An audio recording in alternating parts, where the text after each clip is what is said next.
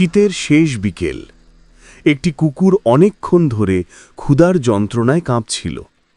পেট খালি, শরীর দুর্বল, তবুও সে আশা করেছিল মানুষ একটু দয়া করবে। সে গ্রামের এক বাড়ির দরজায় গিয়ে দাঁড়াল। চোখে বিনতি, কণ্ঠে কাঁপা সুর। দুটো খেতে দাও, খুব খিদে পেয়েছে।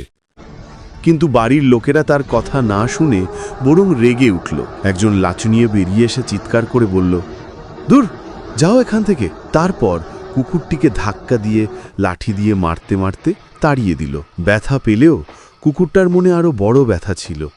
সে ভাবছিল, আমি তো কারোর ক্ষতি করিনি, তাহলে মানুষ আমাকে এত ঘৃণা করে কেন? চোখে জল নিয়ে সে দৌড়াতে দৌড়াতে মন্দিরের দিকে গেল। ঠাকুরের সামনে গিয়ে মাথা নিচু করে ফিসফিস করে বলল, ঠাকুর, আমি কি দোষ করেছি? শুধু দুমুঠো খাবার চাইছিলাম, এত বড় অপরাধ? ঠান্ডা হাওয়া বয়ে গেল, ঘণ্টার হালকা শব্দ শোনা গেল। ঠাকুরের পায়ের কাছে শুয়ে কুকুরটি ধীরে ধীরে চোখ বন্ধ করল। ক্লান্ত শরীর আর উঠতে পারল না। কেউ তাকে তাড়ালো না, কেউ তাকে মারল না। এই প্রথম সে শান্তি পেল। মন্দিরের সিঁড়িতে সে নিঃশব্দে চিরঘুমে ঢলে পড়ল। মানুষ তাকে দয়া দিল না, কিন্তু ঠাকুর তাকে কষ্ট থেকে মুক্তি দিল। এখনো লাইক সাবস্ক্রাইব করো নাই?